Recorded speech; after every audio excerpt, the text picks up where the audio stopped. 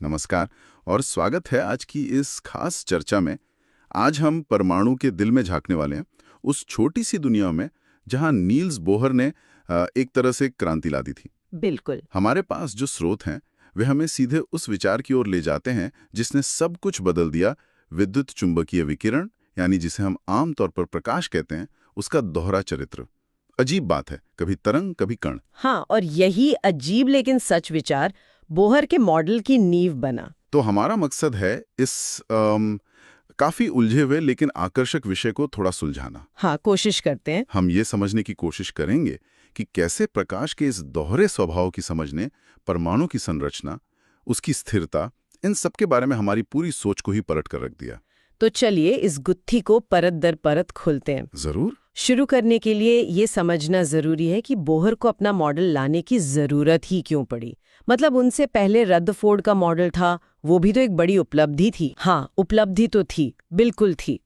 Rutherford ने हमें परमाणु का एक खाका दिया, एक छोटा भारी नाभिक और चारों ओर घूमते इलेक्ट्रॉन। लेकिन उसमें कुछ बुनियादी खामियां थीं। खामियां? कैसी खामियां? देखिए, उस समय की जो क्लासिकल भौतिकी थी, उसके नियमों के अनुसार नाभिक के चारों ओर चक्कर काटते हुए इलेक्ट्रॉन को लगातार ऊर्जा विकिरणित करनी चाहिए थी। क्यों? क्योंकि वो घूम रहा है, एक्सेलरेट कर रहा है। बिल्कुल।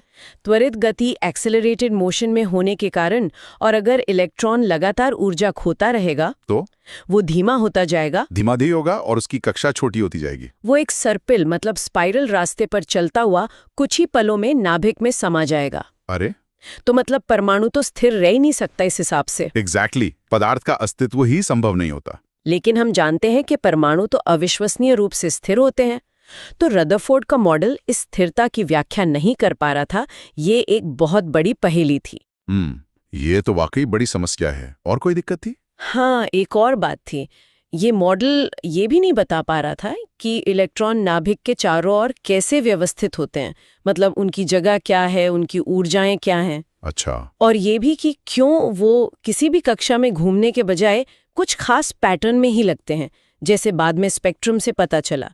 इन सवालों का जवाब रदरफोर्ड के मॉडल के पास नहीं था। समझ गया। तो इन गंभीर समस्याओं से निपटने के लिए नील्स बोहर ने, जैसा कि हमारे स्रोत बताते हैं, दो एकदम नए और क्रांतिकारी वैज्ञानिक विकासों का सहारा लिया। हाँ, और ये उस समय की मुख्य धारा की सोच से बिल्कुल अलग थे। क्या थे वो दो विकास? पहला था विद्युत चुंबकीय विकिरण की तरंग कण द्वैरी प्रकृति, वेव पार्टिकल ड्युअलिटी, जिसके बारे में आज हम गहराई से बात करेंगे। यही वो तरंग और कण वाली बात? हाँ, वही।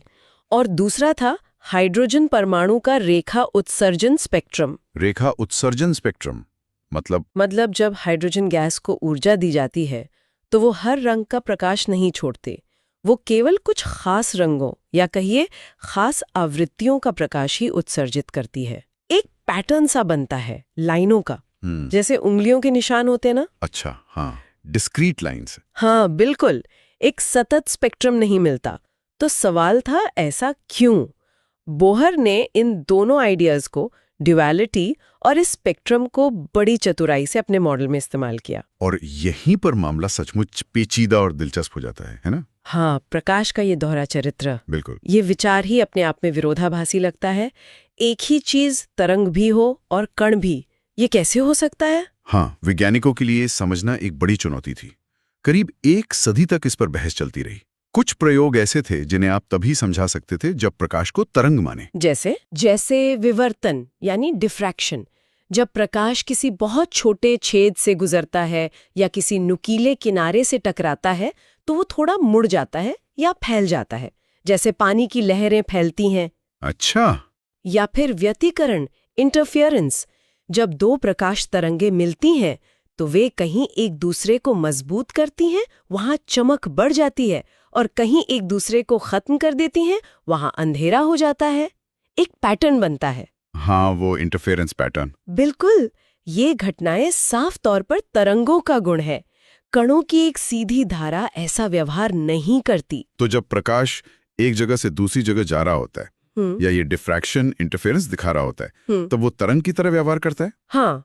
और इन तरंगों की कुछ खास विशेषताएं होती हैं जिन्हें शायद बोहर के काम को समझने के लिए जानना जरूरी है। बिल्कुल जरूरी है। पहली है तरंग दैर्ध्य, वेवलेंथ। इसे ग्रीक अक्षर लैम्डा से दिखाते हैं। लैम्डा। हाँ, ये बस एक तरंग के दो लगातार शिखरों मतलब क्रेस्ट्स या गर्तों मतलब ट्रॉफ्स के बीच की दूरी है। ठीक है। जैसे समुद्र की लहरों में एक लहर के टॉप से अगली लहर के टॉप तक की दूरी। ठीक। इसे मीटर में नापते हैं? हाँ, एसआई मात्रक मीटर है, पर अक्सर नैनोमीटर जैसी छोटी इकाइयों का भी इस्तेमाल होता है। दूसरी है आवृत्ति, फ्रीक्वेंसी, जिसे ग्रीक अक्षर वी से दिखाते हैं। न्यू।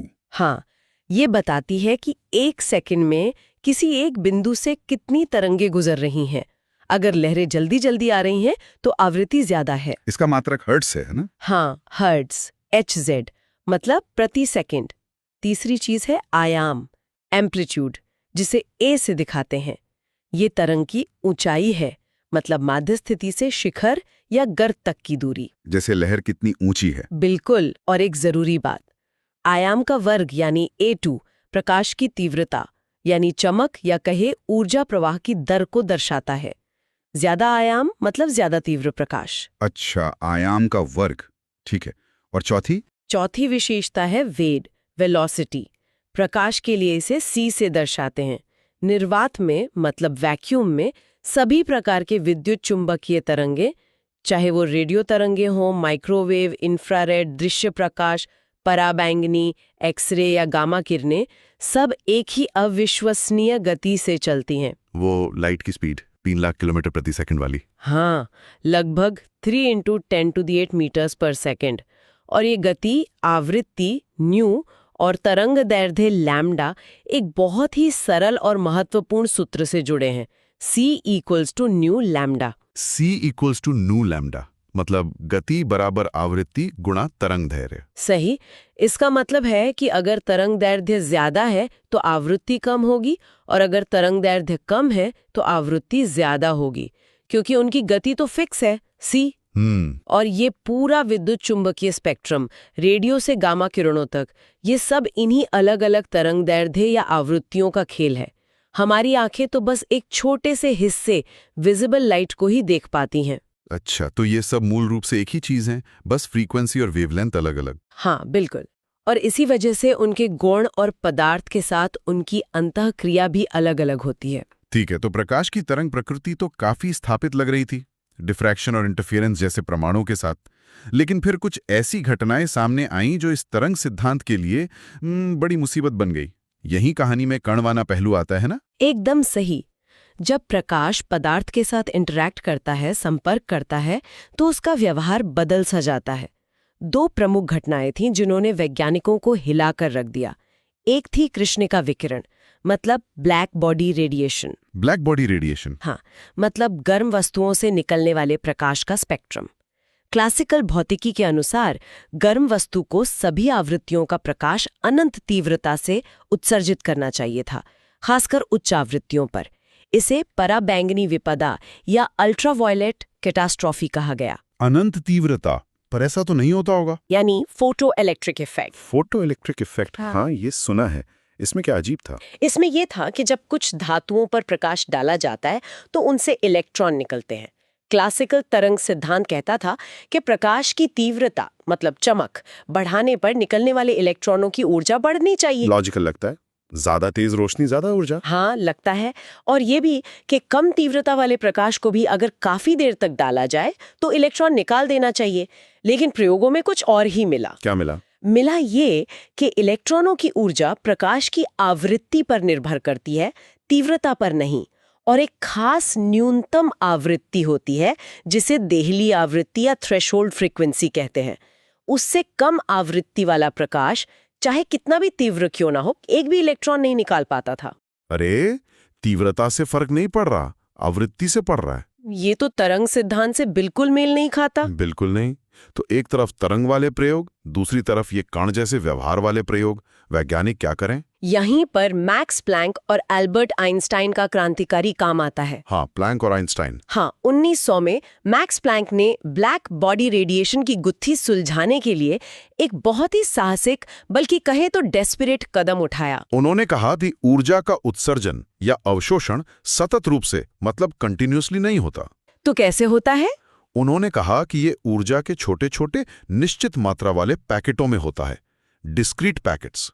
उन्होंने ऊर्जा के इस न्यूनतम पैकेट को क्वांटम कहा। क्वांटम यानी ऊर्जा लगातार बहने वाली नदी की तरह नहीं, बल्कि सिक्कों की तरह है, जिन्हें एक एक करके ही दिया या लिया जा सकता है। क्या बढ़िया उदाहरण दिया, बिल्कुल वैसे ही। और प्लैंक ने यह भी कहा कि एक क्वांटम की ऊर्जा E उसके आवृत्ति न्यू के सीधे समानुपाती होती है, E is equal to H nu. E is equal to H nu. जी, यहाँ पर H क्या है? H एक नया स्थिरांक था जिसे आज हम प्लैंक्स कांस्टेंट कहते हैं। इसका मान बहुत छोटा है, करीब 6.626 × 10⁻⁻34 जूल सेकेंड। लेकिन ये क्वांटम जगत की बुनियाद है। पर ये तो सिर्फ ऊर्जा के लेन देन की बात थी, है ना? हाँ, प्लैंक ने इसे शुरू में उत्सर्जन अवशोषण का एक गणितीय तरीका माना था, लेकिन फिर 1905 में एल्बर्ट आइंस्टीन आए। आइंस्टाइन। हाँ, उन्होंने प्लैंक के क्वांटम विचार का इस्तेमाल फोटो इलेक्ट्रिक इफेक्ट को समझाने के लिए किया। और आइंस्टीन ने एक और बड़ी बात कही। उन्होंने कहा कि प्लैंक का क्वांटम सिर्फ ऊर्जा उत्सर्जन या अवशोषण की प्रक्रिया में ही नहीं है, बल्कि प्रकाश खुद ही इन ऊर्जा पैकेटों से बना है। क्या मतलब? प्रकाश ही पैकेट है? हाँ, उन्होंने इन प्रकाश कणों को फोटॉन नाम दिया। हर फोटॉन की ऊर्जा E is equal to H nu होती है। फोटॉन। हाँ, और इसी विचार से फोटो इलेक्ट्रिक इफेक्ट की सारी पहेलियां सुलझ गईं। क्यों एक न्यूनतम आवृत्ति जरूरी है? क्योंकि फोटॉन के पास इलेक्ट्रॉन को निकालने के लिए कम से कम उतनी ऊर्जा एच न्यू होनी चाहिए। अच्छा। और तीव्रता बढ़ाने से क्या होता है फिर? तीव्रता बढ़ाने से ज्यादा फोटॉन आते हैं, इसलिए ज्यादा इलेक्ट्रॉन निकलते हैं। लेकिन हर फोटॉन की ऊर्जा तो उतनी ही रहती है, क्योंकि आवृत्ति नहीं बदली, इसलिए निकलने वाले इलेक्ट्रॉनों की ऊर्जा नहीं बढ़ती। वाह, ये तो कमाल का एक्सप्लेनेशन था। हाँ, और आइंस्टाइन ने यह भी बताया कि फोटॉन का विराम द्रव्यमान मतलब रेस्ट मास शून्य होता है। तो प्रकाश जो सदियों से तरंग माना जाता था, अब कणों फोटॉनों की धारा भी बन गया। ये तो सचमुच दिमाग घुमा देने वाला विचार है। अब सबसे बड़ा सवाल, नील्स बोहर ने इस अजीबोगरीब तरंग कर्ण द्वैतता का इस्तेमाल परमाणु की समस्याओं को हल करने के लिए कैसे किया? बोहर ने मुख्य रूप से विकिरण की कण प्रकृति से निकले क्वांटमीकरण, क्वांटाइजेशन के विचार को परमाणु पर लागू किया। क्वांटमीकरण मतलब, जैसा हमने कहा, कुछ चीजों का केवल निश्चित असतत मानों में ही मौजूद होना, लगातार नहीं। ठीक है। कैसे लागू किया? बोहर का पहला क्रांतिकारी कदम था ये कहना कि इलेक्ट्रॉन नाभिक के चारों ओर कहीं भी नहीं घूम सकते, जैसा रदरफोर्ड मॉडल में माना गया था। तो कहाँ घूम सकते हैं? उन्होंने कहा कि वे केवल कुछ निश्चित वृत्ताकार पथों या कक्षाओं ऑर्बिट्स में ही घूम सकते हैं। इन कक्षाओं की त्रिज्या और ऊर्जा भी निश्चित और क्वांटित होती हैं। इन्हें स्थिर अवस्थाएं या अनुमत ऊर्जा अवस्थाएं भी कहा गया। अनुमत मतलब अलाउड? हाँ, अलाउड। क्योंकि इन्हीं अवस्थाओं में इलेक्ट्रॉन बिना ऊर्जा खोए स्थायी रूप से रह सकता है। अच्छा, तो ये अनुमत कक्षाएं एक तरह से इलेक्ट्रॉन के लिए सेफ जोन जैसी थीं। जब तक इलेक्ट्रॉन इनमें हैं, वे ऊर्जा नहीं खोएंगे और नाभिक में नहीं गिरेंगे। इन कक्षाओं में उन्होंने बस ये मान लिया कि परमाणु की स्थिरता को समझाने के लिए ऐसा होना जरूरी है। ये प्रकृति का एक नियम है इन सूक्ष्म पैमानों पर।